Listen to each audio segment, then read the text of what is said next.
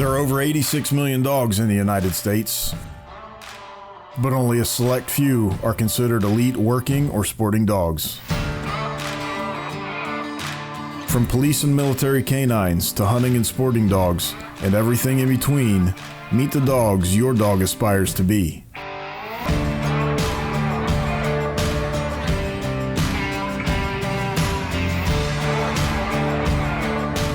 Get ready to see man's best friend in a whole new light.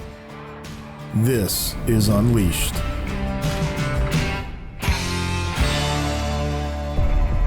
Well, welcome to Unleashed, Dogs Without Limits. I'm Carl Metzler, and I'm really excited to be bringing this new series to you this year. Unleashed is all about dogs. We all love our dogs. They play a huge role in our day-to-day lives, and let's face it, they're part of our extended families. But during the course of this season, we want to introduce you to some of the most extraordinary and elite dogs and handlers you'll meet just about anywhere. This week, we want you to meet some of the folks that you're going to see through the course of this season.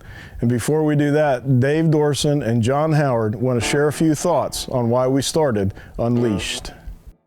Well, the show, like the dog food, was kind of born out of just a couple of ideas. And we had a very good friend of ours come to us and was following us on Facebook, of all places. And so we were posting different events that we were going to on Facebook. And one week we would be working with dock dogs, and the next week we were doing military, or we were working with Border Patrol, or we were at a hunt event. And a friend of mine came to us and said, it's fascinating the amount of different disciplines that people are using dogs for. One of the, really for us, the coolest thing about the work that we're in and the industry that we're in is just to get to interact with so many people, with so many different kinds of dogs, and who do such a wide variety of things. Dogs are so amazing, and they're capable of doing so many things at a high level, and many of them, we had no idea people were really doing this with dogs. When it really changed, and when we really started talking about trying to share that story, was when we started working with our police and military teams. And that's when it got real for us. Nutrition was never a game for us. It was very important to what we were doing, but it was very important because we were feeding our dogs, and we wanted our dogs to have the best nutrition possible. When it got real for us was when we started working with our military teams and our Border Patrol and our TSA, people whose lives depend on the performance of that dog. They can't have an off day. We get the opportunity to see so many things that dogs are doing. Anything from obviously we come from a hunting background, and people know about police and military dogs. They know the incredible things they do there, but we've gotten some great friends in the dock dog world, and some of those people that are doing the dock dog world, they've kind of expanded out and doing the sight hound work and doing barn hunts, and it's just amazing the passion these dogs bring to whatever they do, and the people that are so passionate about their dogs that they're willing to put in the time and build that connection through the training and the competition. That if you can conceive it, these dogs can do it, and it's amazing to me how they figure out just about anything. So we think that this is a neat concept. If people get inspired by that, if we have children watch this show and they look at it and go, I want to learn a little bit more about it. It just tickles us pink when we go to a hunting event and we see young people competing that are 12, 13, 14, 15 years old, and you see the connection that they have with that dog.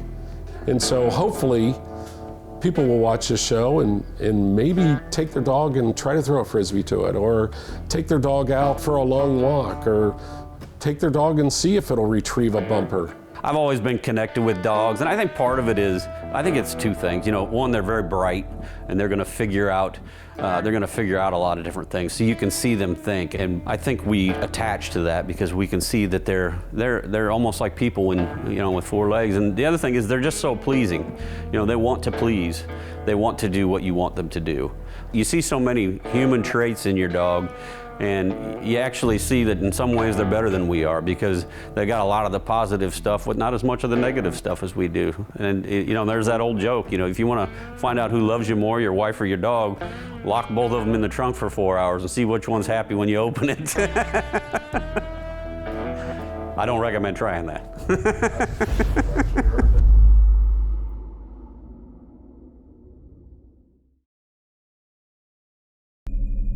With a dog, there's a thing called LOP, law of primacy. And when you're training them, it has to be right from the very beginning.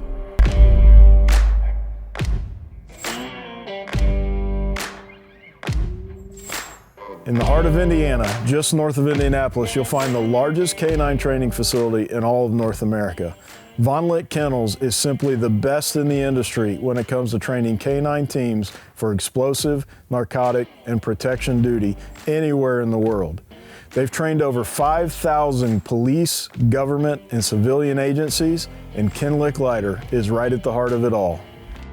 I'm Ken Licklider. I'm here in Denver, Indiana. I'm a retired Air Force Senior Master Sergeant. I've been in dogs for 42 and a half years. That's all I've ever done, that's all I'll ever do. I went through the military programs. In about 1993, I retired and started a kennel here in Indiana. I started in my living room. I started with an old shed out back, and it's now a 600-acre facility. We can hold over 500 dogs. We've got our own planes, trains, automobiles. People come here from all over the world. We train civilians, civilian police departments, correctional facilities. We also train Special Forces military.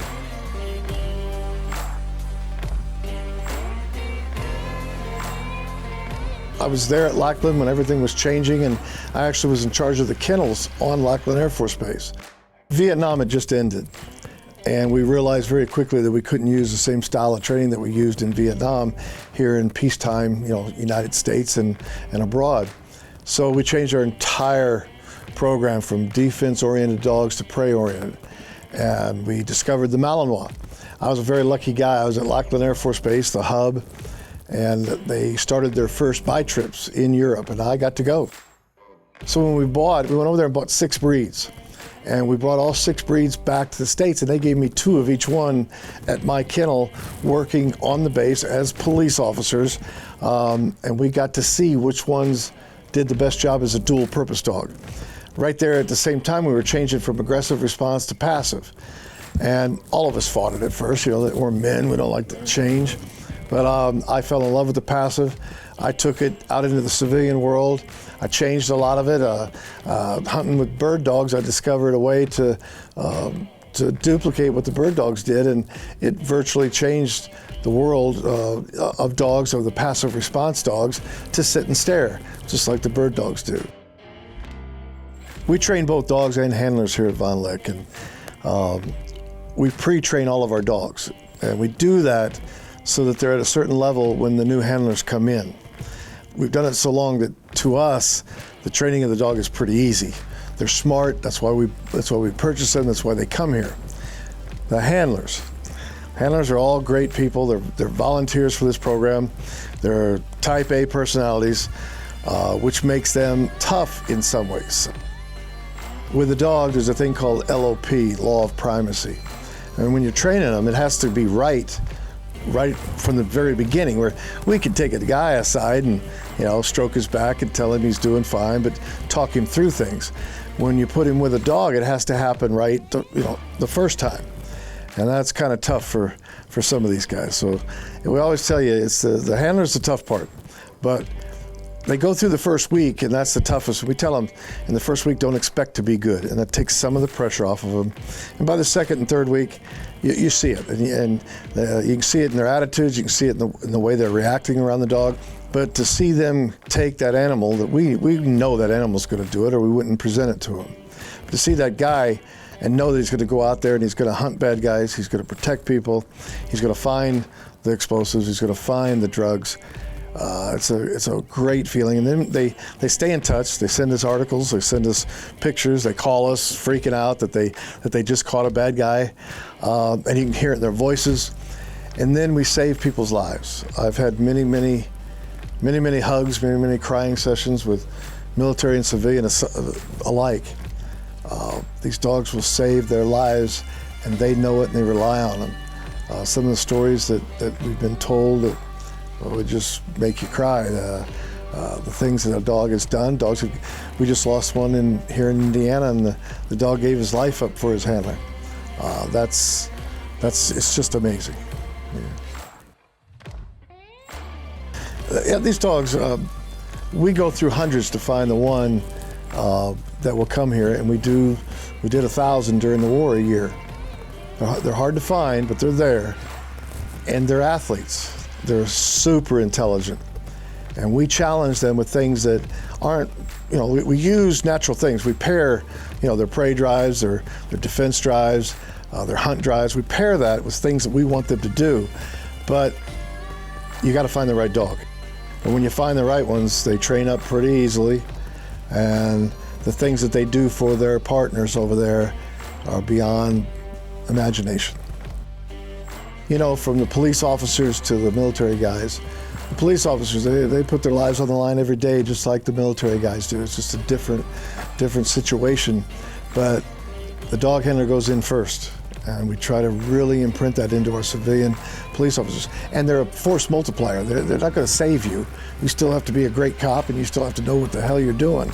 But what the dogs have done, not just on the police side, on the catching bad guys, but our dogs have found Alzheimer's patients that would have died if the dog hadn't found them, because we couldn't find them with people. We had a baby walk away into a cornfield, winter. Without the dog, the baby had no chance. Those are very satisfying issues that we go through every day. On the military side, we train all the special forces, and what these guys go through and what these guys do, and what these dogs do to save their lives, is beyond amazing. And some of the stories I can't talk about, but yes, it's people ask me why I'm not retired. Why the hell would I? I play with dogs for a living with some of the best dog people in the world.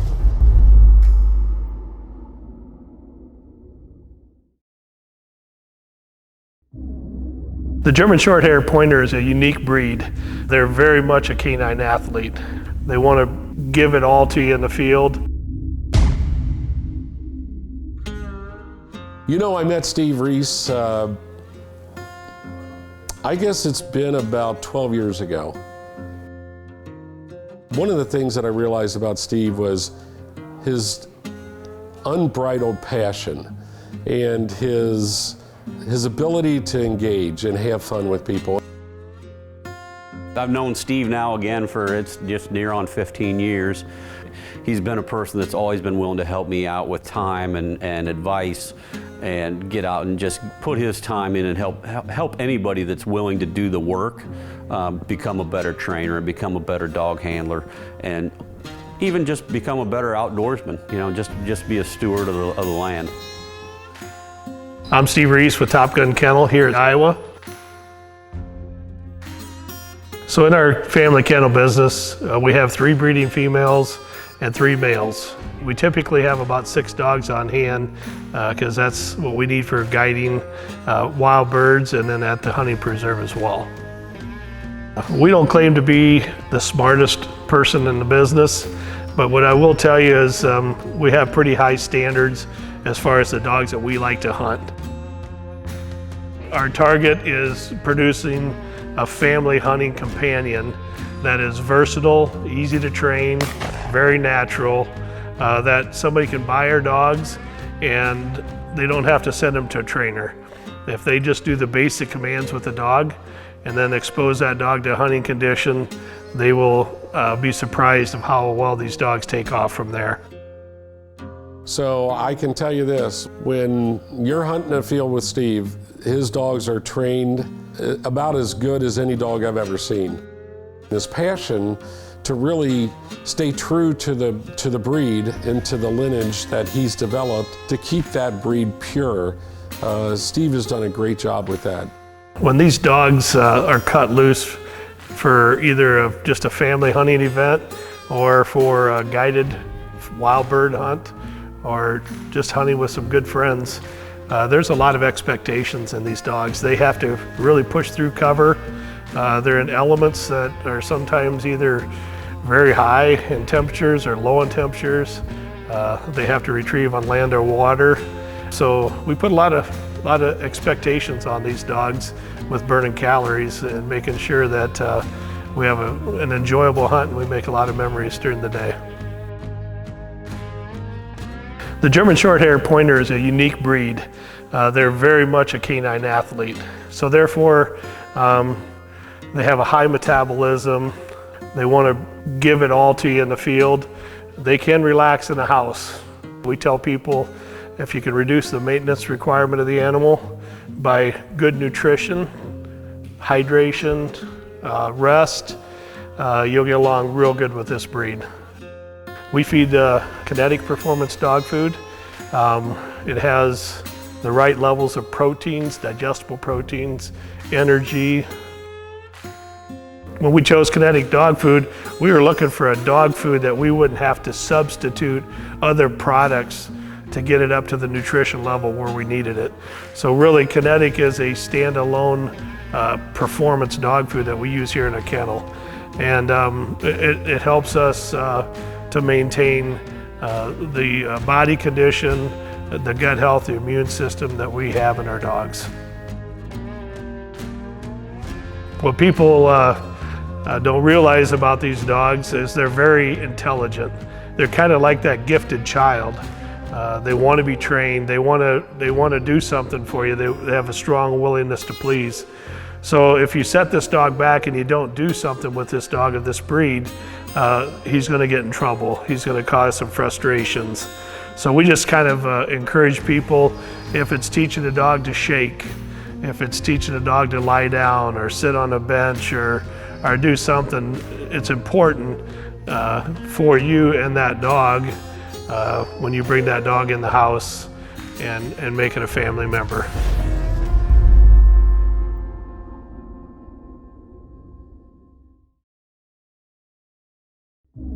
There have been scientists out there that have tried to recreate what a dog does, and they haven't been able to do it. There's no better tool than a well-trained canine. My name's Donnie Meese. I'm a Cincinnati Police canine handler and trainer. I've always been in love with dogs, ever since I was a kid. We always had pets. My grandpa used dogs to hunt rabbits, and as a little kid, I was always messing with those dogs. I became a police officer in 1997, and the goal was always to get in the canine. I had my uncle Ed Ferris was a Cincinnati Police canine handler, and I grew up watching him, and I knew pretty young age that this is what I wanted to do. When I watched my uncle, it was like, to me, it was like he was like the last of the cowboys. It's like one of the last professions where, the person, the man or the woman, puts their faith and trust in an animal, and then the animal in return does the same thing. The old cowboys used to do that with their horses. I think that the canine profession, we're sort of like almost the last cowboys, because we're truly reliant on the dogs and they're reliant on us, and I really liked that lifestyle. Currently, I have my current partner is a German Shepherd Malinois mix by the name of Pedro. He's about 7 years old. I started training him in 2015. My relationship with Pedro is, we're close. I spend more time with him than I spend with my family. All those cold winter nights, when it's slow in the police department, it's just me and Pedro in the car. It's just happy to be with me, and I'm happy to be with him. One of the things I think that makes a police dog extremely valuable is the fact that they are a force multiplier. If you have a situation going on a certain block or a certain area, 10 police officers, 12 police officers, 15 police officers can show up, and that may not disperse the crowd. That may not get people to change their behavior. But if you show up with one police dog in the back of a car barking, and people tend to change their behavior. Well, I think dogs are special because they like us. They work for us, they are companions for us, and in spite of all of our human deficiencies and all of that human baggage that we carry around, they accept it. So I think that dog's natural desire to be with humans is something that I respect. I know that I enjoy watching the dog-human interaction, whether it's someone walking their pet in the park or a military working dog handler out looking for bombs, a police dog handler out looking for narcotics or bad guys. You know, to see that give and take, I think is special for the animal. Well, I love dog training. It's been very rewarding for me. There's no better feeling than identifying a behavior that you want to teach a dog, or maybe fixing a behavior and coming up with a plan to do it, and then through training and repetition and consistency, see that the dog has become better. To see that the dog has learned the behavior that he didn't previously know. To be able to sit back and watch that is pretty rewarding. Well, that's all the time we've got left this week here on Unleashed. We really hope you enjoyed getting to know Kenny, Steve, and Donnie this week a little bit. You're going to be seeing a lot of these guys throughout the course of the season, along with some incredible men and women who are doing unbelievable things with their canine partners. It's truly remarkable what these dogs are capable of doing. But next week, we're going to introduce you to Marshall Merarkey and his retired canine Hurricane, one of the most decorated service dogs you'll ever have the opportunity to meet. So make sure you tune in, but until then, get out there and spend some time with your own canine partners. And we'll see you next time on Unleashed.